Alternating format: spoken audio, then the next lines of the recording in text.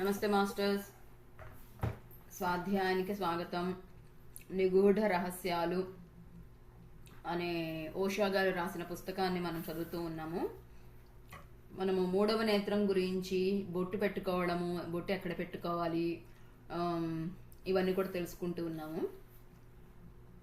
మూడో నేత్రపు మరో దృక్పథం ఏమిటి అంటే అది సంకల్ప శక్తి కేంద్రం. యోగాలో దాన్ని ఆజ్ఞాచక్రం అంటారు. అలా ఎందుకు అంటాము అంటే మన జీవితంలోని ఏ విద్యా విభాగాన్నైనా ఇదే నడిపిస్తుంది. మన జీవితంలోని క్రమశిక్షణ, సామరస్యత ఈ బిందువు నుంచే ఉదయిస్తుంది. దీన్ని ఈ విధంగా అర్థం చేసుకుందాం. మనకందరికీ సెక్స్ కేంద్రము ఒకటి ఉంటుంది. మనందరికీ దాని పట్ల అవగాహన ఉంది కనుక సెక్స్ కేంద్రం ద్వారా ఈ విషయం తెలుసుకోవడం తేలికే.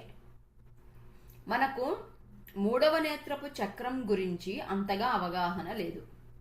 జీవితంలోని మన కోరికలన్నీ సెక్స్ కేంద్రం దగ్గర పుడతాయి. సెక్స్ కేంద్రం ఉత్తేజితం కానంత వరకు సెక్స్ సంబంధిత కోరిక ఉండదు. అయినప్పటికీ ప్రతి శిశువుకి సెక్స్ సామర్థ్యం, సెక్స్ సంబంధిత కోరికలు తీర్చుకోగల అవయవ నిర్మాణం ఉంటుంది. మాస్టర్స్, ఇక్కడ ఒక విషయం చెప్పాలి. ఓషో గారి యొక్క ప్రత్యేకత ఏంటి అంటే ఆయన ఉన్నది ఉన్నట్టు, అంటే ఇది సమాజంలో ఇలా మాట్లాడితే ఏమవుతుంది అని దానికి ఏదన్నా మసిపూసి మాయారేడికాయ చేయడం అంటారు కదా, అట్లా చెయ్యరు అనమాట. ఆయన ఉన్నది ఉన్నట్టు నిక్కచ్చిగా చెప్పేవారు. దాంతో కొన్ని విషయాల్ని దాచిపెట్టి కొన్ని విషయాలు మాత్రం చెప్పి అని కాకుండా అన్ని విషయాలు చెప్పేవారు. అందుకని ఆయన మాట్లాడే తీరు, మాట్లాడే విషయాలని వలన కొంతమంది అతన్ని చెడుగా నిర్ణయం చేశారన్నమాట. ఇతను సమాజాన్ని పాడు చేస్తున్నారు, స్త్రీలని పాడు చేస్తున్నారు అని చెప్పేసి ఉండేది.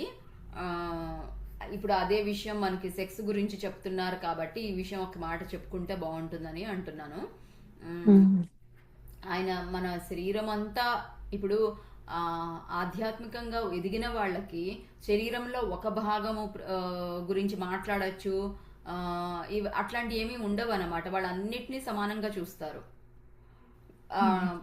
ఎలా అయితే బొట్టు పెట్టుకోవడము, దేవాలయాల మంత్రాలు, దేవాలయాల గంటలు, ఇవన్నీ ఎన్నో విషయాల గురించి చెప్తూ వచ్చారు కదా. సో ఈ శరీరంలో ఉండే ఈ ప్రక్రియ, ఈ భాగం, ఈ కోరిక, ఇది కూడా ఒక ముఖ్యమైన మన ఆధ్యాత్మిక ఎదుగుదలకి ఒక ముఖ్యమైనది అనమాట. లేకపోతే అసలు ఉండనే ఉండదు కదా. ప్రకృతిలో భగవంతుడు విచక్షణతో, వివేకంతో మనల్ని సృష్టించాడు. ప్రకృతిలో, సృష్టిలో ప్రతి ఒక్కటి కూడా ఎంతో ముఖ్యమైనది. మనకి వాటి విలువ తెలియనంత మాత్రాన మనం చాలా మొక్కల్ని పిచ్చి మొక్కలు అంటాం.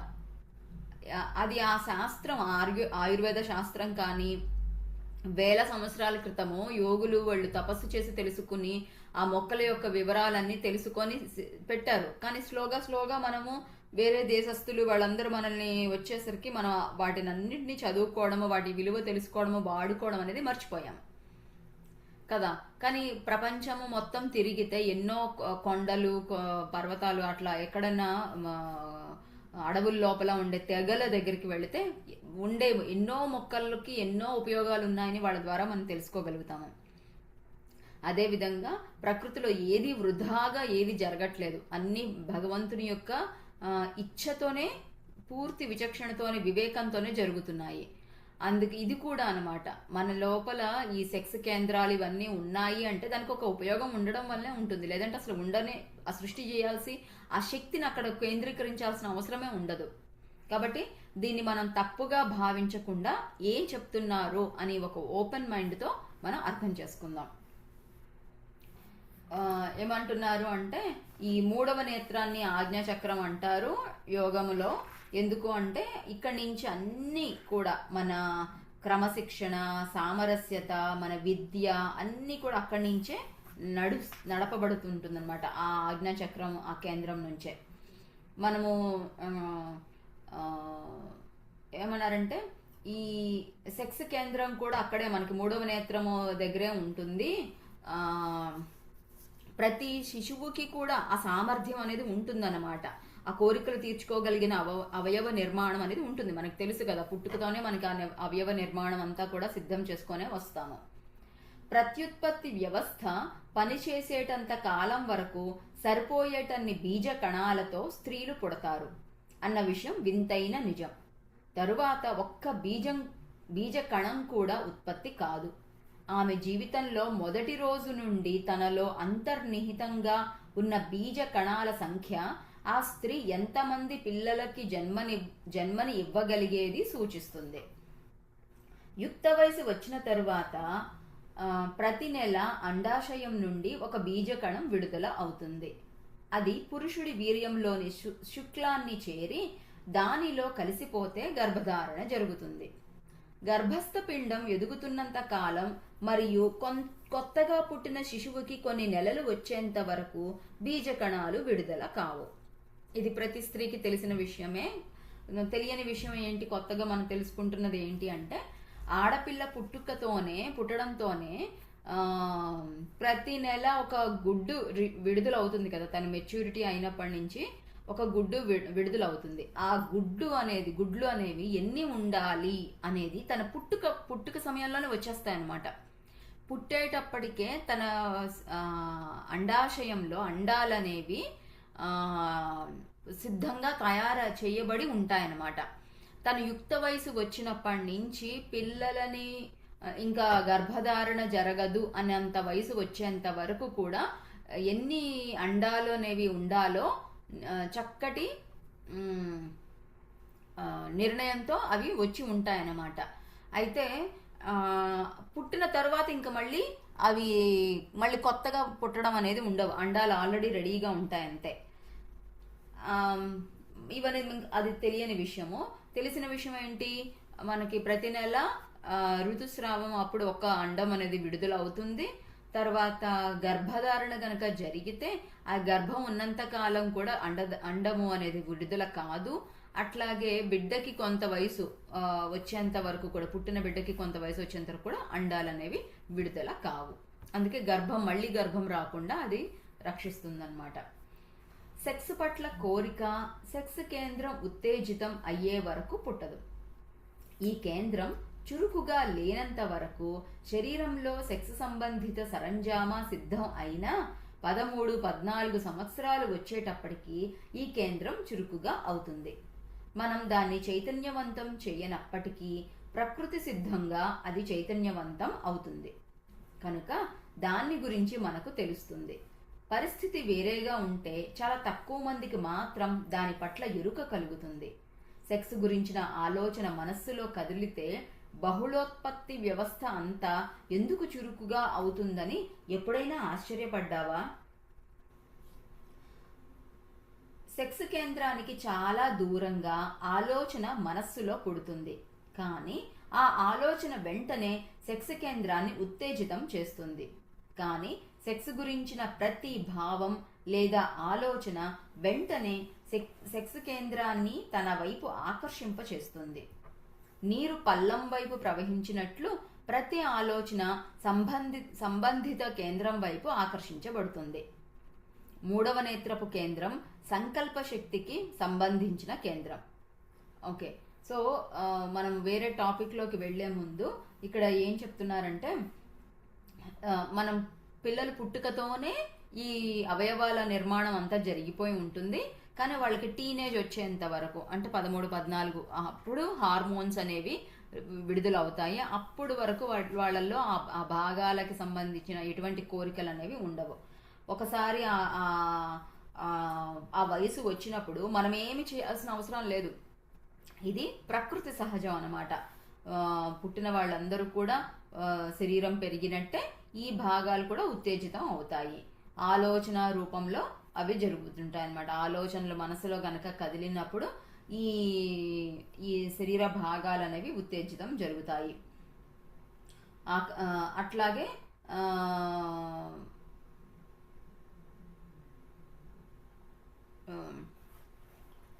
దాని గురించి ఆలోచన, దాని గురించి ఏదైనా విషయం తెలుసుకున్నప్పుడు ఇవన్నీ కూడా ఆ కేంద్రాన్ని ఆకర్షింపచేస్తుంది అన్నమాట.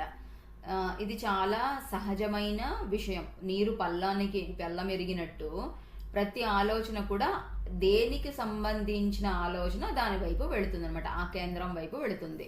ఉదాహరణకి మధ్యాహ్నం 2 అయ్యింది, నేను ఇంకా భోజనం చేయలేదు అనే ఆలోచన రాగానే ఆకలేస్తుందా, నాకు ఆకలేస్తున్నట్టుంది అన్న థాట్ రావడంతోనే తినలేదు కదా, నీరసంగా ఉంది, తింటే బాగుండు, ఇటువంటి ఆలోచనలు మనసులో కలగగానే ఏవి నాకు ఉత్తేజితమవుతాయి?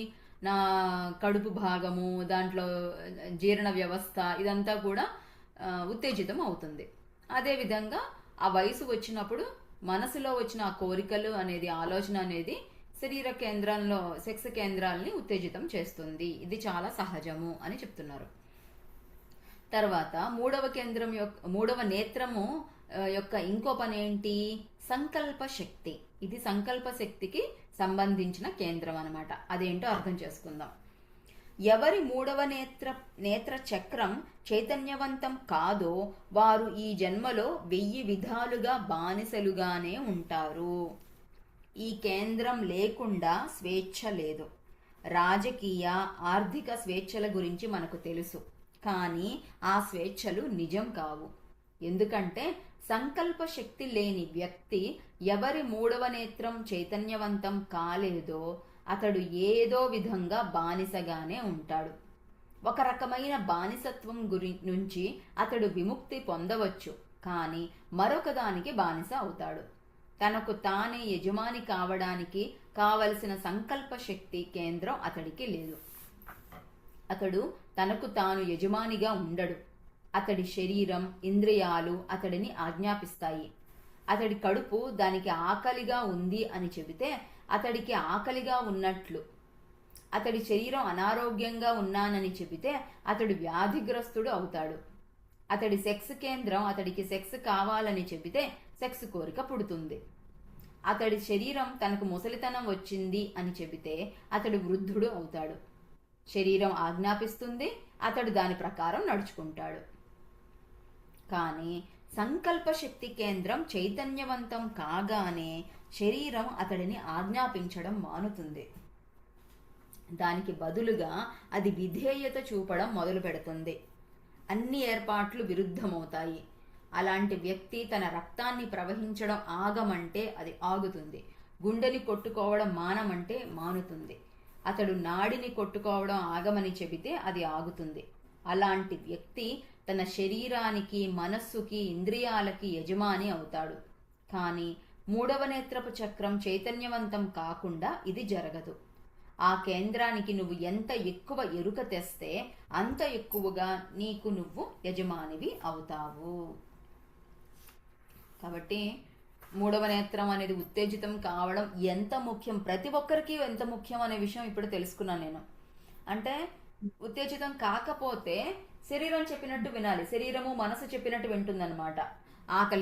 ఆకలేస్తుంది, నాకు అది కావాలి, ఇది కావాలి, అదిగో కొత్త సినిమా వచ్చింది, కొత్త బట్టలు వచ్చాయి, కొత్త ఫ్యాషన్ వచ్చింది, ఇట్లా మనసు ఏదో చెప్తూ ఉంటుంది, శరీరం అట్లా నడుచుకోవాలని ప్రయత్నం చేస్తుంది.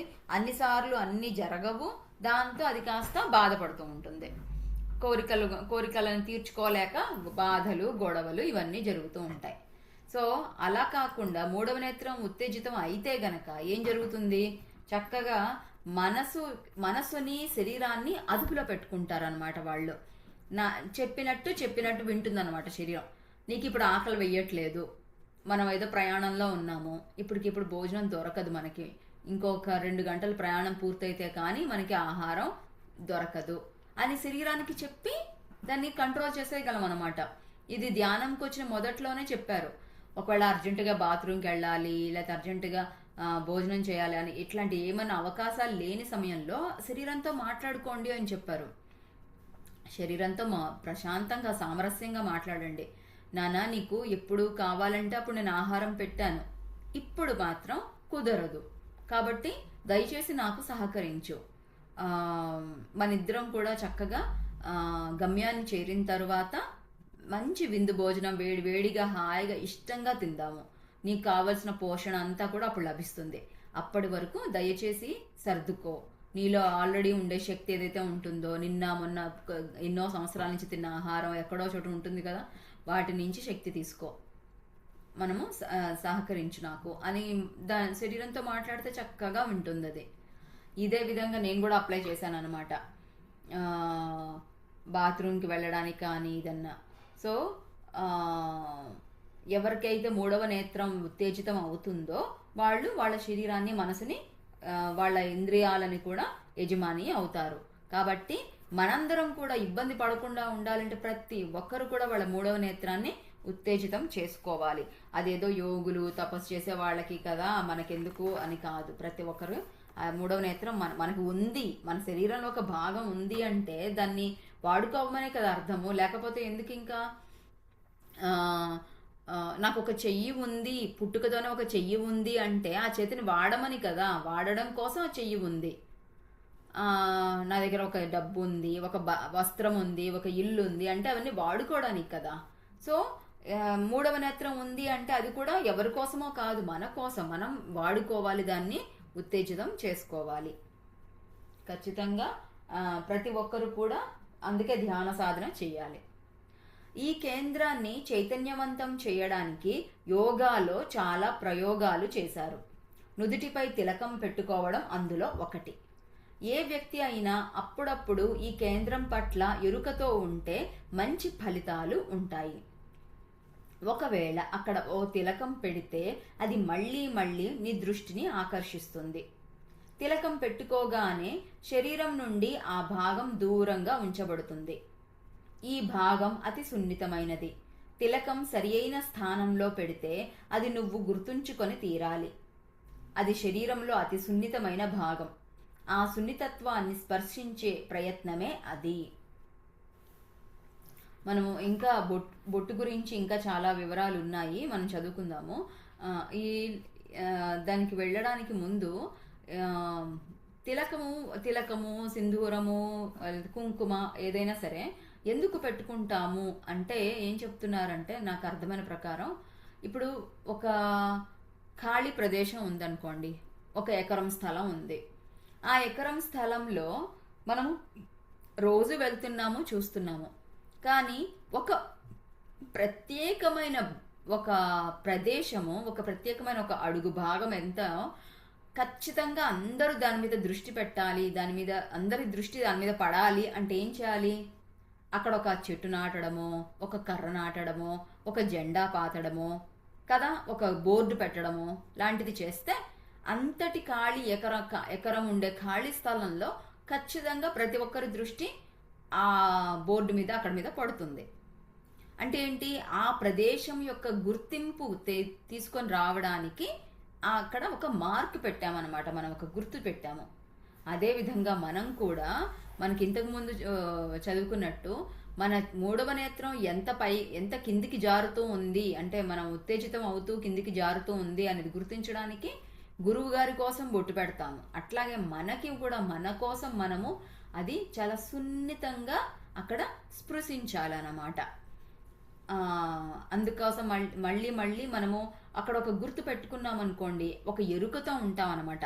ఓ, నా మూడవ చక్రం ఇక్కడుంది, నా ఆజ్ఞా చక్రం ఇక్కడుంది, దీన్ని నేను ఉత్తేజితం చేసుకోవాలి, దీనిని నేను చాలా జాగ్రత్తగా చూసుకోవాలి, ఇది నాకు ఇవ్వబడిన గొప్ప శక్తి, నా సంకల్ప శక్తి అని ఒక ఎరుకతో ఎప్పుడైతే ఉంటామో అది చక్కగా ఉపయోగపడుతుంది అనమాట మనకి. అంతేకాదు అది చాలా సున్నితమైనది అని చెప్పారు. ఇది కూడా విన్నాను నేను. మనం ఎందుకు కుంకుమ అంత పెద్దగా పెట్టుకోవాలి అని పూర్వం అందరు పెద్ద పెద్ద బొట్లు పెట్టుకునేవాళ్ళు. ఎందుకు అంటే అది చాలా సున్నితమైన భాగం కాబట్టి దాన్ని ఇతరుల యొక్క దృష్టి అక్కడ పడకుండా ఉండడానికి అండ్ శక్తిహీనత జరగకుండా ఉండడానికి అక్కడ ఒక రక్షణ కవచం లాగా పెట్టుకుంటారు అన్నారు.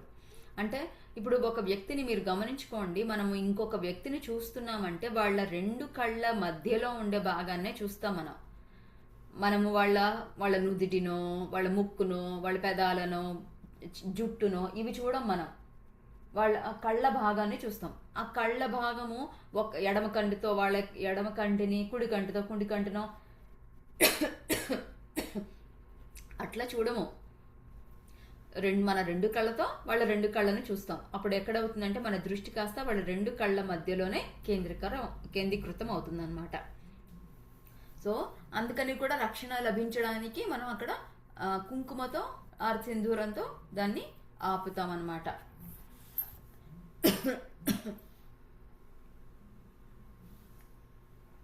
ఈ సున్నితమైన స్థానాన్ని గుర్తించడానికి కొన్ని పద్ధతులు ఉన్నాయి. వందలాది ప్రయోగాల తరువాత గంధాన్ని ఎన్నుకున్నారు. మూడవ నేత్రపు చక్రం సున్నితత్వానికి మరియు గంధానికి మధ్య చాలా దగ్గరి సంబంధం ఉంది. సరి అయిన స్థానంలో దాన్ని ఉపయోగిస్తే సున్నితత్వం పెరుగుతుంది. ఏదో ఒక పదార్థాన్ని ఉపయోగించకూడదు. నిజానికి వేరే పదార్థాలు ఆ స్థలం యొక్క సున్నితత్వానికి హాని కలిగిస్తాయి. సో మనము ప్రస్తుతం అయితే ఇంక అసలు లేనే లేదు. అక్కడ ఏం చెప్పారు, గంధం అనేది సున్నితత్వాన్ని ఇస్తుంది కాబట్టి ఈ ఆ సున్నితమైన ఆ భాగానికి, మూడవ చక్రం యొక్క ఆ భాగానికి, ఆజ్ఞాచక్రంలో గంధం గనక పెట్టామంటే ఇంకా ఎక్కువ సున్నితత్వం పెరుగుతుంది, అంటే ఉత్తేజితం అవుతుంది అనమాట. అంతేకాని ఏ పదార్థాలంటే ఆ పదార్థాలు పెట్టకూడదు అని అన్నారు. ఉదాహరణకు స్త్రీలు నుదిటిపై స్టిక్కర్లు పెట్టుకుంటారు. సంతలో దొరికే ఈ స్టిక్కర్లకు శాస్త్రీయ పునాది ఏమీ లేదు. వాటికి యోగాతో ఎలాంటి సంబంధం లేదు. ఇంకా అవి మూడవ నేత్రపు సున్నితత్వానికి హాని చేస్తాయి. ఆ బొట్టు ఆ బిందువు యొక్క సున్నితత్వాన్ని పెంచుతుందా లేదా తగ్గిస్తుందా అన్నదే అసలైన ప్రశ్న. సున్నితత్వాన్ని పెంచితే అది మంచిదే, అలా కాకపోతే అవి హానికరం. ఈ ప్రపంచంలో చాలా చిన్న విషయం కూడా పెద్ద తేడాని కలిగిస్తుంది. ప్రతి దానికి ఒక ప్రత్యేక ఫలితం ఉంటుంది. ఇది మనస్సులో పెట్టుకొని కొన్ని ప్రత్యేకమైనవి చాలా ఉపయోగకరంగా ఉన్నట్లు తెలుసుకున్నారు. మూడవ నేత్రపు చక్రం సున్నితంగా అయ్యి చైతన్యవంతం అయితే అది నీలోని నిజాయితీని, యోగ్యతని పెంచుతుంది. నువ్వు సమగ్రంగా, సంపూర్ణత్వంగా తయారవ్వడం మొదలు పెడతావు. నీలో వేరువేరుగా ఉన్నవి అన్నీ విడిగా ఉండడం మాని నువ్వు సంపూర్ణం అవుతావు.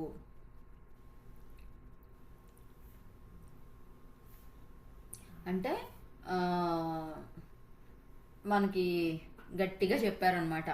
సంతలో దొరికే స్టిక్కర్లకి శాస్త్రీయం అనేది ఎక్కడ ఉంది, శాస్త్రీయమైన పునాది లేదు. ఏదంటే ఏ పదార్థాలంటే ఆ పదార్థాలు ఆ మూడవ బొట్టు పెట్టుకునే స్థానంలో గనక మనం పెట్టాము అంటే అక్కడ సున్నితత్వాన్ని పోగొడతాము, బండగా తయారు చేస్తాము, పైగా హానికరం కూడా కలుగుతుంది అని చెప్పారు. అదైతే ఖచ్చితంగా జరుగుతుంది. ఎందుకు అంటే అది ఆ బొట్టు పెట్టే ప్రదేశంలో ఎలర్జీలు వస్తున్నాయి, అక్కడ మచ్చపడుతుంది అని కొంతమంది చెప్తున్నారు. అది భౌతికంగా జరిగేదే. కొన్ని రోజులు గనక అది పెట్టడం మానేస్తే మళ్ళీ మామూలు అయిపోతుంది. కానీ అది కాదనమాట. మనం అందరం కూడా ప్రస్తుతము జీవితంలో ఎంతో మంది ఎన్నో రకాల సమస్యలను ఎదుర్కొంటూ ఉన్నారు, బాధపడుతున్నారు. రోజు ఎలా గడుస్తుందా అని భయపడుతూ ఉన్నారనమాట. ఇటువంటి ఎక్కడి నుంచి తయారు చేసుకుంటున్నాం ఈ కష్టాలన్నీ అంటే మనం ఆధ్యాత్మికంగా ఎదగకుండా ఉండడం వలన ఈ సమస్యల జీవితంలో వచ్చే ప్రతి సంఘటనని ఒక సమస్యగా చూసి బాధపడుతున్నాం. ఆధ్యాత్మికంగా గనక ఎదిగితే ప్రతి సమస్యని మనం చూసే దృక్పథం మారుతుంది. మరి ఆధ్యాత్మికంగా ఎదగడానికి ఏం చేయాలి అంటే రకరకాల పద్ధతులు ఉన్నాయన్నమాట. మనకి రకరకాల అవయవాలు ఉన్నాయి, చక్రాలు ఉన్నాయి. అండ్ ప్రకృతిలో భగవంతుడు ఇచ్చిన సృష్టిలో ఎన్నెన్నో ఉన్నాయి. చెట్లు, దేవతా వృక్షాలు, ఇంకా క్రిస్టల్స్, ఇట్లా ఎన్నెన్నో పవిత్రమైన క్షేత్రాలు ఇవన్నీ ఉన్నాయి కదా. వాటి అన్నింటినీ కలిపితే అప్పుడు మనం చక్కగా సంపూర్ణం అవుతామన్నమాట. అందుకే వేరువేరుగా ఉండేవన్నీ కూడా విడదీసి ఉండడం కాకుండా అవన్నింటినీ కూడా కలిపి మనం సంపూర్ణం అవ్వాలి. అందుకని మూడవ నేత్రం చక్రం సున్నితత్వం అని పొందాలి అని మనకి చెప్తున్నారు. గుండ్రంగా పెట్టుకునే బొట్టుకి, పొడవుగా పెట్టుకునే తిలకానికి ఉపయోగంలో కొద్ది తేడా ఉంది. ఈ బొట్టు స్త్రీలకు మాత్రమే ప్రత్యేకంగా ఉద్దేశించబడింది. స్త్రీలలో మూడవ నేత్రపు చక్రం చాలా బలహీనంగా ఉంటుంది. అది అలాగే ఉండాలి. ఎందుకంటే స్త్రీల వ్యక్తిత్వం లొంగిపోవడానికి సృష్టించబడింది. లొంగిపోవడంలోనే ఆమె అందం ఉంది. ఆమె మూడవ నేత్రపు చక్రం శక్తివంతం అయితే లొంగిపోవడం కష్టమవుతుంది. ఆమె మూడవ నేత్రపు చక్రం పురుషుడితో పోలిస్తే చాలా బలహీనంగా ఉంటుంది. అందుకే స్త్రీకి ఎప్పుడూ ఏదో ఒక విధంగా ఎవరో ఒకరి సహాయం అవసరం ఉంటుంది. సాధారణంగా తన కాళ్లపై తాను నిలబడే సాహసం చెయ్యదు. సహాయం కోసం ఆనుకోవడానికి ఏదో ఒక భుజం, నడిపించడానికి ఎవరో ఒకరి కోసం చూస్తుంది. ఏదో చెయ్యమని ఎవరో తనకు చెప్పాలని ఇష్టపడుతుంది. అది ఆచరించడంలో ఆమెకు ఆనందం ఉంది. స్త్రీతత్వం గురించి చెప్తున్నారు మనకి. ఆ స్త్రీతత్వం అనేది ఒక ఆధారపడే తత్వం ఉంటుంది కాబట్టి అది ఆమెకు అందం. అంటే అందం అంటే నేను ఎందుకు ఆధారపడాలి, నేను కూడా చదువుకున్నాను, ఉద్యోగం చేస్తున్నాను, నేను ఆధారపడను అని మనకు అనిపించవచ్చు. ఆధారపడడం, లొంగిపోవడం అంటే తప్పు కాదనమాట ఇక్కడ. ఎందుకు అంటే ఒక ఒక వృక్షము చాలా బలంగా, కాండము చాలా నిటారుగా బలంగా పెరుగుతుంది. ఎక్కడో పైన ఆకులు పండ్లు అన్ని పైన ఎక్కడో ఇస్తుంటుంది. కానీ కింద నుంచి ఒక తీగ, పూల తీగ అందంగా దాని చుట్టూ అల్లుకొని దాన్ని ఆసరా తీసుకొని పైకి ఎగబాకుతుంది అనమాట. అప్పుడు ఆ చెట్టుని, ఆ తీగని చూస్తే చెట్టేమో మగ లక్షణాలతో, తీగేమో ఆడ లక్షణాలతో మనకు అనిపిస్తుంది అనమాట. ఎంతో వయ్యారంగా, ఎంతో హొయలిపోతూ, ఆకుకి పువ్వులిస్తూ ఆ చెట్టుకే అందాన్ని తీసుకొస్తుంది అనమాట. ఇక్కడ ప్రకృతిలో స్త్రీతత్వము, పురుషతత్వము రెండు సమానంగా ఉండి తీరాలి. బ్యాలెన్స్ అనేది ఉండాలి. కాబట్టి అది తప్పు కాదు. లొంగిపోవడం అనేది పురుషుడి యొక్క బలమైన కండరాలలో స్త్రీ అనేది అందంగా ఒదిగిపోవడం అనేది తప్పు కాదు. అది ప్రకృతి సహజం, అది అలాగే ఉండాలి. ఇంకొకటి, ఒక పరిస్థితిని పురుషుడు ఒకలాగా చూస్తాడు, స్త్రీ ఇంకొకలాగా చూస్తుంది. స్త్రీలో సహజంగానే ప్రేమతత్వం ఉంటుంది. స్త్రీలో సహజంగానే అల్లుకుపోయే తత్వము, అట్లాగే ఇంక్లూజివ్నెస్ అనమాట. అంటే అందరినీ కలుపుకొని పోయే తత్వము ఉంటుందన్నమాట. లావణ్య, నీ మాటకి అడ్డొస్తున్నాను లావణ్య. చెప్పండమ్మా. ఏదో సినిమాలో చూడు, మల్లె తీగ వంటిది మగవ మనసు అని. అవును, మగువ మల్లె జీవితం. తీగ వంటిది మగవ జీవితం. Yes yes. ఎందుకో గాని అల్లుకుపోతుంది. ఆసరా ఉండాలి మల్లె తీగకి కూడా. ఆసరా ఉంటే అది అంతా కూడా అందంగా అల్లుకుంటుందట. ఆసరా లేకపోతే అది అల్లుకోలేదు.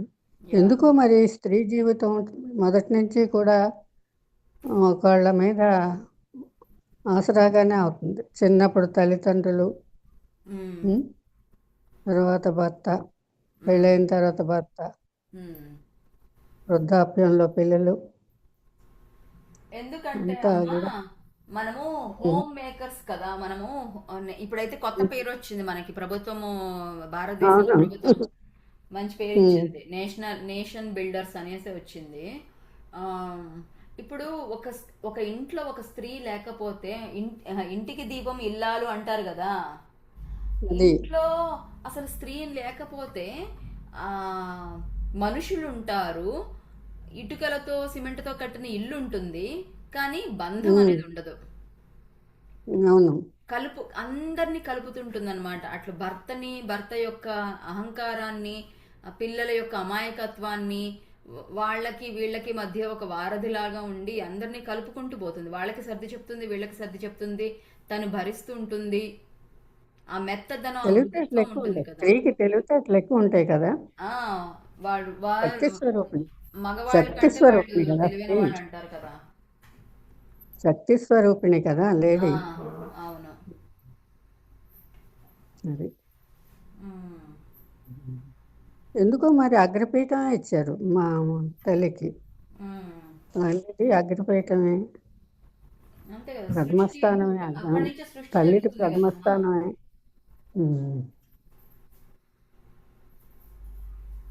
ఒంటరి జీవితం ఆడది జీవించలేదు అసలుకి. అంటే ఎవరు జీవించలేరు, ఎవరు ఆ, ఒంటరితనం అనేది కొంచెం బాధని కలిగిస్తుంది. కానీ అవును. ఆ, ఇప్పుడు మగవాళ్ళు భార్య చనిపోతే మగవాళ్ళు చాలా ఇబ్బంది పడతారు. ఆ, ఆ. కానీ ఆడవాళ్ళు వాళ్ళ పని అడ్జస్ట్ చేసుకుంటుంటారు, పిల్లల పనులు అడ్జస్ట్ చేస్తుంటారు. అయిపోతారు, ఆ అడ్జస్ట్ అయిపోతారు. అంతే. ఉమ్. గాంధీజీ ఎప్పుడో చెప్పారు, ఉమ్, ఒక స్త్రీ అర్ధరాత్రి ఉమ్, ఇల్లు చేరితే అదే అప్పుడే మనకి స్వతంత్రం వచ్చినట్టు అని. యా. ఉమ్. అప్పుడే మనకి స్వతంత్రం వచ్చినట్టు. అవును. ఒక స్త్రీ అర్ధరాత్రి ఇంటికి చేరితే. ఉమ్. ఉమ్. ఆ, స్త్రీలలో ఒంటరిగా. ఉండే ఆ ఒదిగిపోయే తత్వం వలననే ఆమె ఏ ఉమ్. కుటుంబంలోనైనా ఏ ఏ వయసులోనైనా సర్దుకుపోయి ఉండిపోగలుగుతుంది. ఇమిడిపోగలదు. ఆ, అక్కడ అటు తల్లిదండ్రుల పెంపకంలో ఉమ్, పుట్టింట్లోనూ, ఇటు అత్తవారింటికి వచ్చి ఇక్కడ కూడా ఒదిగిపోగలదు. ఉమ్, కానీ మగవాళ్ళు అలా సర్దుకోలేరు. ఉమ్, ఆ తత్వం వాళ్ళల్లో ఉండదు. ఉమ్. అడ్జస్ట్మెంట్ అనేది ఆ లేడీస్లోనే, ఆడవాళ్ళలోనే ఉంటుంది. ఎస్. నీ పని కానీ నువ్వు చెప్పు లావణ్య, బాగుంది ఇవాళ. ఎస్ ఎస్ అమ్మా. ఆ, ఒక్క భారతదేశంలోనే స్త్రీ యొక్క మూడవ నేత్రపు చక్రాన్ని చైతన్యవంతం చేసే ప్రయత్నం జరిగింది. ఆ చక్రం చైతన్యవంతం అయితే తప్ప ఆధ్యాత్మిక జీవితంలో స్త్రీ ఎలాంటి ప్రగతి సాధించలేదు అన్న భావనతో అలా చేశారు. ఇచ్ఛాశక్తి లేకుండా స్త్రీ ధ్యాన అభ్యాసంలో పురోగతి సాధించలేదు. దాన్ని ఆరోగ్యవంతం, శక్తివంతం చెయ్యాలి. ఆమె ఆజ్ఞాచక్రాన్ని మరో విధంగా శక్తివంతం చేయవలసిన అవసరం ఉంది. మామూలు పద్ధతిలో పురుషుడికి చేసినట్లే చేస్తే అది ఆమెలోని స్త్రీ సహజ లక్షణాలను తగ్గిస్తుంది మరియు మగ లక్షణాలను పెంపొందిస్తుంది. అంటే మనకి చెప్తారు, మగవారు పూజ చేయాలి, ఆడవారు పూజ చేయాల్సిన అవసరం లేదు, మగవారు చేసిన పూజల సగభాగం వీళ్ళకి పుణ్యం వచ్చేస్తుంది అనేసి. అంటే ఎందుకు ఇలా వాళ్ళకి వీళ్ళకి ఎందుకు వేరే వేరుగా ఆధ్యాత్మిక సాధనలు చెప్పారు అంటే, స్త్రీ మగవాళ్ళకి చెప్పిన పనులే గనక ఆడవాళ్ళకి కూడా చెప్పి ఆ సాధనే చేయమని చెబితే వీళ్ళలో స్త్రీల తత్వం అనేది పోతుందంట, పురుషతత్వం అనేది వచ్చేస్తుంది. అప్పుడు మనము కుటుంబము అంతా కలిసిమెలిసి ఉండడానికి స్త్రీ ఉంచే లక్షణాలన్నీ కూడా పోతుందన్నమాట. కాబట్టి మనకి అలా చెప్పలేదు, కానీ మనకి ఏం చెప్పారు, స్త్రీ యొక్క మూడవ నేత్రం కూడా చైతన్యవంతం అయి తీరాలన్నమాట. అది భారతదేశంలోనే ఈ ప్రక్రియలన్నీ మొదలు పెట్టారు. మూడవ నేత్రం చైతన్యవంతం చేయడం స్త్రీలో ఉండాలి. స్త్రీ గనక మనం ఒక స్త్రీ చదువుకుంటే ఇల్లంతా చదువుకున్నట్టే అని అంటాం కదా, అట్లాగే ఒక స్త్రీ యొక్క మూడవ నేత్రం చైతన్యవంతం అవుతే ప్రగతి, మిగతా కుటుంబం యొక్క ప్రగతి అనేది ఉంటుందన్నమాట, లేదంటే ఉండదు. చిన్న ఉదాహరణ చెప్పుకుందాం ఇక్కడ. ఒక స్త్రీ గనక అనారోగ్య సమస్యలతో, లేదంటే అజ్ఞానంతో, అహంకారంతో గనక ఉంటే ఆ కుటుంబం అంతా అల్లకల్లోలం అయిపోతుంటుంది. ఎందుకంటే అనారోగ్య సమస్యలు ఉన్నప్పుడు ఆవిడేమి ఎటువంటి పనులు చేయలేదు, ఇల్లంతని సమకూర్చి సర్ది పెట్టి చక్కగా ఉంచలేదు. ఈ అరిషడ్ వర్గాలతో గనక, అహంకారంతో గనక ఉంటే ఆమె ప్రతి ఒక్కదాన్ని తప్పుగా అర్థం చేసుకోవడము, అసూయ, ద్వేషము ఇవన్నిటిని కూడా పెంపొందించుకొని ఈ కుటుంబాన్ని మళ్ళీ అల్లకల్లోలం చేసేస్తుంటుంది ఆవిడ. కాబట్టి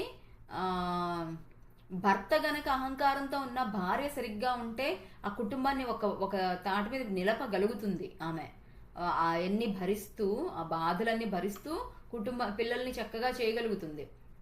కానీ ఆమె సరిగ్గా లేకపోతే చాలా కష్టమైపోతుంది అన్నమాట తండ్రికి. కాబట్టి ఆ పురోగతి ఉండాలి అంటే స్త్రీ అనేది ఆధ్యాత్మికంగా ఎదిగి ఉండాలి అని చెప్పేసి స్త్రీ యొక్క ధ్యాన అభ్యాసం జరగాలి అని చెప్పారనమాట. ఆమెని ఆజ్ఞాచక్రం శక్తివంతం అవ్వాలి, కానీ వేరే పద్ధతులు, మగవాళ్ళకి ఇచ్చిన పద్ధతులు కాదు. ఇప్పుడు ఏంటో తెలుసుకుందాం. బొట్టుకి స్త్రీ యొక్క భర్తతో సంబంధం ఉంది. ఈ సంబంధం లేకుండా బొట్టు ఉపయోగిస్తే అది స్త్రీ స్వాతంత్రాన్ని పెంచుతుంది, సర్వ స్వతంత్రురాలిగా చేస్తుంది. స్త్రీ స్వాతంత్ర్యం అయ్యే కొద్దీ ఆమెలోని మృదుత్వం, ఆమె అందం, సులభంగా లొంగే తత్వం నాశనం అవుతాయి. స్త్రీ ఇతరుల నుండి సహాయం అర్థించడంలో ఒక సున్నితత్వం, మృదుత్వం ఉంది. ఆమె స్వతంత్రురాలైతే దృఢంగా, కఠినంగా మారక తప్పదు. ఆమెని శక్తివంతం చేసే అది ఆమె స్త్రీతత్వాన్ని దెబ్బతీస్తుందని, తల్లిగా ఉండడానికి సమస్యలను సృష్టిస్తుందని, లొంగిపోవడం కష్టతరం అవుతుందని తలిచారు. అందుకే ఆమె ఆజ్ఞాశక్తి కేంద్రానికి ఆమె భర్తకి సంబంధం ఏర్పరిచే ప్రయత్నం చేశారు. ఇది 2 రకాలుగా ఉపయోగపడుతుంది. ఆమె స్త్రీతత్వం దెబ్బతినదు, కానీ ఆజ్ఞాశక్తి కేంద్రం చైతన్యవంతం అవుతుంది. సో మనకి ఆడవాళ్ళని ఖచ్చితంగా భర్త ఉండేవాళ్ళు బొట్టు పెట్టుకోవాలి అని ఎందుకు చెప్పారు అనేది చెప్తున్నారు ఇక్కడ. ఒకటేమో మన ఆజ్ఞాచక్రం ఉత్తేజితం అవుతుంది, అప్పుడు కుటుంబ వ్యవస్థని బాగుగా ఉంచుకోగలుగుతాము. అంతేకాదు ఇంకొక విషయం ఏంటంటే, ఇది కూడా సున్నితమైన విషయం, దీని గురించి వివరం చెప్పుకుందాం. యాక్చువల్గా పురుషతత్వము, వాళ్ళలో పురుషతత్వం రాకుండా ఉండాలి అంటే ఆ మృదుత్వము, సున్నితత్వము, అందరినీ కలుపుకునే తత్వము, భరించే తత్వము, ఇట్లంతా కూడా. ఆ భరించే తత్వం అంటే మళ్ళీ చెడుగా వస్తుందేమో అర్థం. ఎట్లా అంటే సహనము ఇవన్నీ కూడా వాళ్ళల్లో ఉండాలి అంటే వారు ఆజ్ఞాచక్రం ఉత్తేజితం అవ్వాలి, అందుకోసమని బొట్టు పెట్టుకోవాలి అని చెప్పారు. ఇక్కడ ఒక విషయం ఏంటంటే, కొంచెం లోతైన విషయం ఒకసారి మాట్లాడుకుందాము. ఇప్పుడు నేను ఒక స్త్రీని, నేను బొట్టు పెట్టుకోవడం వలన నా పురుషుడికి నేను లొంగి ఉంటాను, అదే అందము. నాలో గనక బొట్టు పెట్టుకోకపోతే నాలో పురుష లక్షణాలు వచ్చి నేను ఒక స్వాతంత్రురాల్ని అవుతాను అని చెప్పారు. అదేంటి, స్వాతంత్రురాలు అవుతే మంచిదే కదా, సర్వస్వతంత్రం లభిస్తే మంచిదే కదా, ఎందుకు లొంగి ఉండాలి, ఎంతకాలం లొంగి ఉండాలి అని మనం అనుకోవచ్చు. ఇక్కడ దీన్ని అందుకే నేషన్ బిల్డర్స్ అంటారనమాట. అంటే నా యొక్క స్వాతంత్రము అనేది, నా యొక్క ఆలోచన, నా యొక్క ప్రవర్తన తీరు మారడంతో నా కుటుంబ వ్యవస్థ మారిపోతుంది. నా కుటుంబ వ్యవస్థతో పాటు దానికి ఇప్పుడు నా భర్తకి నేను సహకరించే విధంగా లేననుకోండి, ఆయన ఉద్యోగానికి వెళ్ళి అక్కడ ఆయన ఇబ్బందులు పాలవుతారు, లేదంటే ఆయన వల్ల వేరే వాళ్ళు ఇబ్బందులు పాలవుతారు. అట్లాగే నా పిల్లలు కూడా, వాళ్ళు సక్రమంగా పెరగకపోవడం వలన, సరి అయిన ప్రవర్తన తీరు లేకపోవడం వల్ల వాళ్ళు అరాచకాన్ని కూడా సృష్టించే అవకాశం ఉంది కదా. ఒక కొడుకు అనుకోండి, తను పెళ్లి చేసుకుని భార్యని హింసించవచ్చు, భార్య అనుకోండి భర్తని హింసించవచ్చు, పిల్లల్ని సరిగ్గా చూసుకోకపోవచ్చు. ఇట్లా ఎన్నో రకాలుగా నేను ఒక్కదాన్ని చెడిపోతే నా చుట్టుపక్కల ఎంతో మందికి హాని కలుగుతుంది. కాబట్టి ఇది సమాజం యొక్క రీతి. ఒక భారతదేశం మొత్తం కూడా, సమాజం, ప్రపంచం, విశ్వం అంతా కూడా బాగుండడం కోసం కొన్ని నియమిత పద్ధతులు మనకి చెప్పారనమాట. అవి చేయడం వలన సమాజం బాగుంటుంది, అందరి యొక్క పురోగతి బాగుంటుంది కదా. లోకా సమస్త సుఖినో భవంతు అంటున్నాము. ఇంత చిన్న విషయం మనము ఒక సరి అయిన పదార్థంతో, కుంకుమతో, తిలకంతో, సింధూరంతో బొట్టు పెట్టుకోవడం వలన మనం ఏదైతే మన సంకల్పం ఉంది, లోకా సమస్త సుఖినో భవంతు అని, మన ఇంట్లో మనం హ్యాపీగా ఒక సున్నితంగా బొట్టు పెట్టుకోవడం వల్ల అది సాధిస్తున్నాం అన్నమాట. ఎవరికి హాని కలిగించకుండా ఉండడము, అందరినీ కలుపుకొని పోవడము. ఇట్లా మనకి ఎప్పుడైనా సినిమాల్లో కానీ ఏదైనా నవలల్లో కానీ చూసినప్పుడు ఒక స్త్రీ ఉంది, ఆవిడ చాలా దొడ్డ మనసు, ఇట్లా మాట్లాడుతున్నారు అంటే ఆవిడకి ఒక రూపం ఇవ్వాలి అంటే ఎలా ఉంటుంది? ముందు ఆవిడకి ఒక పెద్ద బొట్టు పెడతారు కదా. ఆ పెద్ద బొట్టు చూడగానే మనకేమనుకుంటే, అబ్బా ఎంతో సంప్రదాయం గల కుటుంబము అని వెంటనే మనకు వచ్చేస్తుంది. ఒక రోజు ఆవిడ అంచు ఉండే చీర కట్టినా కట్టకపోయినా, జుట్టు ముడి వేసినా, జుట్టు వదిలిపెట్టినా, ఆ పెద్ద బొట్టుతోనే మొత్తం ఆవిడ పద్ధతి అంతా తెలిసిపోతుంది అన్నమాట. అంతేనా కాదా? సో అందుకోసమని ఆ బొట్టుతో అంత గొప్ప వివరణ ఉంది అని మనం తెలుసుకోవచ్చు ఇక్కడ. ఇంకా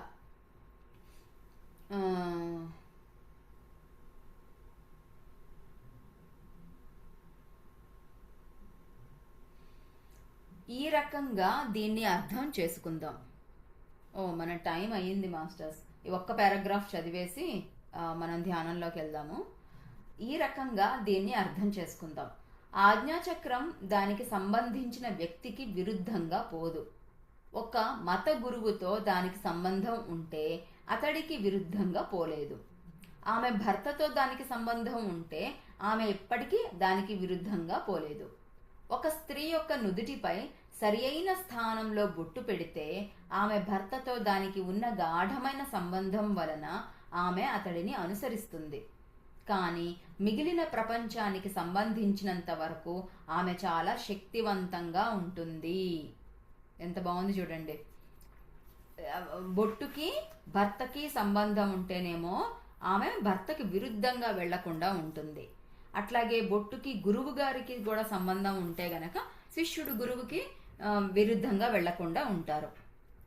విరుద్ధంగా ఉండకుండా ఉండడం వలన కలిసిమెలిసి చక్కగా సామరస్యంతో ఉంటారు.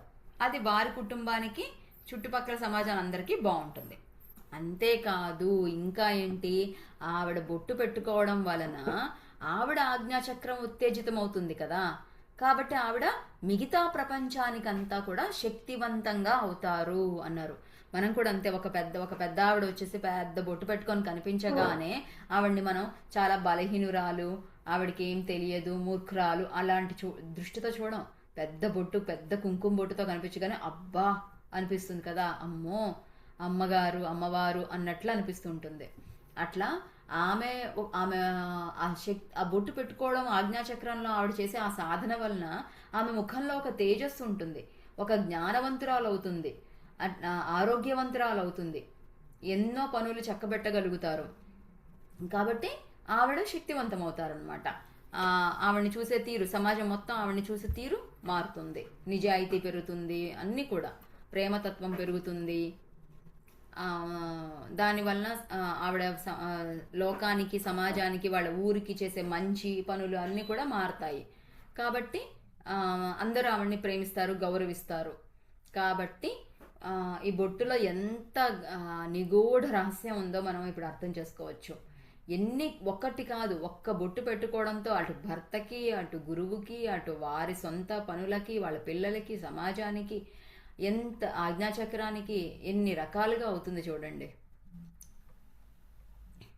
కాబట్టి ఇంత గొప్పగా ఓషో గారు ఈ రహస్యాలన్నీ మనకి విడమరిచి చెప్తున్నందుకు ఓషో గారికి కృతజ్ఞత చెప్తాము. అట్లాగే మనకి ఈ పుస్తకాలు ఎక్కడెక్కడో ఎవరెవరో రాసిన పుస్తకాలన్నీ కూడా చదవమని పత్రిజీ మనకి ఇచ్చినందుకు పత్రిజీ గారికి మనస్ఫూర్తిగా కృతజ్ఞతలు. ఈ జూమ్ సెషన్కి అందరికీ కూడా, ఈ అవకాశాన్ని ఇచ్చిన అందరికీ కూడా మనస్ఫూర్తిగా కృతజ్ఞతలు చెప్తున్నాను. Thank you masters. చాలా బాగుంది. బొట్టు గురించి ఇంత వివరాలు బాగా తెలిసింది లావణ్య. తెలియని విషయాలన్నీ ఏమో ఇంత రహస్యం ఉందా అనిపిస్తుంది.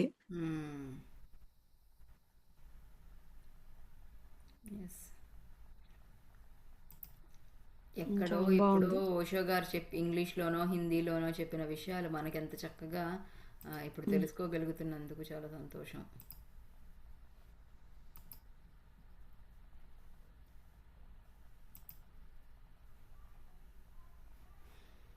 ఎస్, ఇంకెవరన్నా ఏమన్నా చెప్తారా?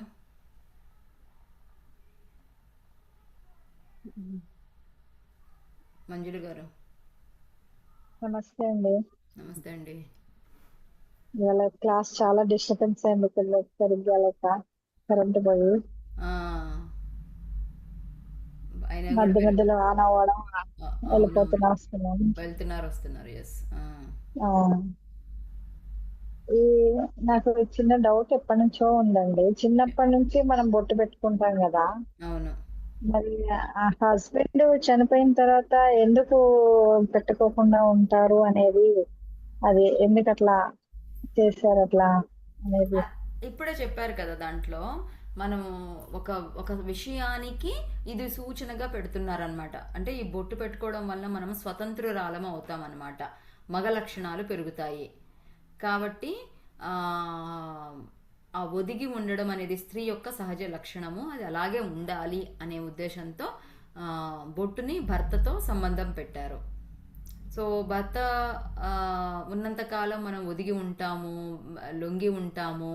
అట్లాగే అదేంటంటే ఇప్పుడు నువ్వెంత అంటే నువ్వెంత, నేను కూడా సమానురాల్ని అన్న భావనతో గనక నేను ఉద్యోగం చేస్తున్నాను, కానీ అయినా సరే ఓకే మగవాళ్ళు అంతే, వాళ్ళు అరుస్తుంటారు, వాళ్ళ బయట ఉండే స్ట్రెస్ ఫ్రస్ట్రేషన్ అంతా కూడా వచ్చి ఇంట్లో చూపిస్తుంటారు, కాసేపటికి వాళ్ళు కామ్ అయిపోతారులే అని మనం కనుక ఆ సర్దుకుపోయే లక్షణం ఏదైతే ఉందో మనకి సహజంగా స్త్రీలలో ఉంటుంది, అది అలాగే ఉండడం కోసము ఇంకా పెంపొందించడం కోసం ఈ బొట్టు అనేది భర్తకి సంబంధం పెట్టారనమాట.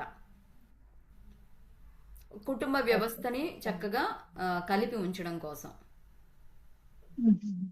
ఉమ్. అంటే ఇంకా మా క్లాస్ డిస్టర్బెన్స్ అవడం వల్ల సరిగ్గా వినలేకపోయాను. అవునులేండి. మేడం ఇంకొకటి, లేడీస్ కి ఏమో ఇలా అర్థం ఇట్లా బొట్టు పెట్టుకోకుండా అని తెలుసు, కానీ జెంట్స్ కి ఎలా తెలుస్తుంది మేడం? లేడీస్ చనిపోయినప్పుడు జెంట్స్ కి వైఫ్ లేదు అనే విషయం ఎలా తెలుసుకోవచ్చు? భార్య లేదు అనే విషయం తెలుసుకోవాల్సిన అవసరం లేదు. నాకు ఇదంతా ఎందుకు చెప్పారంటే, ఇది భర్త ఉందనో భార్య ఉండలేదనో ఇందుకోసం కాదు, కేవలం ప్రతి ఒక్కరూ కూడా వారి వారి ఆధ్యాత్మిక సాధనలు చేసుకుంటూ వారి జీవితాన్ని సార్థకం చేసుకుంటూ అట్లాగే సమాజానికి లోక కళ్యాణంలో కూడా వాళ్ళ పాత్రని వహించడానికి చక్కగా ఇది ఈ పద్ధతులన్నీ పెట్టారు మనకి. ఇప్పుడు భార్య చనిపోయినా కూడా భర్త నాకు సరిగ్గా తెలియదు, మీకు తెలిస్తే చెప్పండి, సంధ్యావందనం ఇవన్నీ చేసుకుంటారు కదా, అవును చేసుకుంటారు కదా. మంజు, అమ్మా చెప్పండి అమ్మా. స్త్రీ శక్తి స్వరూపిణి కదా, స్త్రీది అవును. ప్రథమ పాత్ర కాబట్టి స్త్రీది ఎక్కువ ఉంటది. కాబట్టి స్త్రీ గురించే చెప్తారు, ఎక్కడ చూసినా స్త్రీ గురించే చెప్తారు, కానీ మగవాళ్ళ గురించి ఎక్కడ చెప్పరు, ఎందులో కూడా చెప్పండి. రాదు. మ్హూ. అందు నుంచి ఏంటంటే చిన్నప్పటి నుంచి స్త్రీ బొట్టు పెట్టుకోవడం, చిన్నప్పటి నుంచి గాజులు వేసుకుంటాం, బొట్లు పెట్టుకుంటారు, ఆ? అవన్నీ కూడా చిన్నప్పటి నుంచి ఉన్నవి, పువ్వులు పెట్టుకోవడం, ఇవన్నీ కూడా. అది భర్త చనిపోయిన తర్వాత ఏంటంటే కోరికలకి దూరంగా ఉండడం కోసం అని, ఉమ్. కోరికలు నిగ్రహించుకోలేరు కొంతమంది ఆడవాళ్ళు, ఇవన్నీ ఉంటాయి. ఓ, అలంకరణ, ఇవన్నీ అలంకరణ కదా, అలంకారాలన్నీ తీసిస్తారనమాట. కానీ ఇప్పుడు అవసరం లేదు, నిగ్రహించుకునే శక్తి స్త్రీకి వచ్చింది. బొట్టుని మాత్రం మనం హిందూ సాంప్రదాయం ప్రకారం అది తీయడం లేదు. కుంకుమ సింధూరాలు అవన్నీ కాకపోయినా ఇప్పుడు వస్తున్నాయి కదా రెడీమేడ్. ఇప్పుడు అందరూ అదే పెట్టుకుంటున్నారు అనుకో, పెళ్ళైన వాళ్ళు, భర్త ఉన్న వాళ్ళు, వీళ్ళు వాళ్ళు అందరికీ ఇంకా స్టిక్కర్లు అయిపోయినాయి. కుంకుమ బొట్టు అనేది ఇప్పుడు ఎక్కడో సహజంగా లేదు, సింధూరం అంటే పెట్టుకుంటున్నారు. అమ్మ స్టిక్కర్ పెట్టిన కింద కుంకుమ అయితే కంటిన్యూషన్ చేస్తూనే ఉన్నారమ్మా మా దగ్గర. మా కొంతమంది దాంట్లో అయితే పెట్టుకుంటున్నారు, వదలలేదు. కుంకుమ కానీ డైలీ సింధూరం దాని కింద పెట్టుకుంటున్నారు. ఆ ఆచారం మానేయకుండా కొంతమంది అంటే ఇది కూడా ఉండదు. Recording of చేస్తున్నానమ్మా. సారీ అండి. పర్లేదు అయ్యో.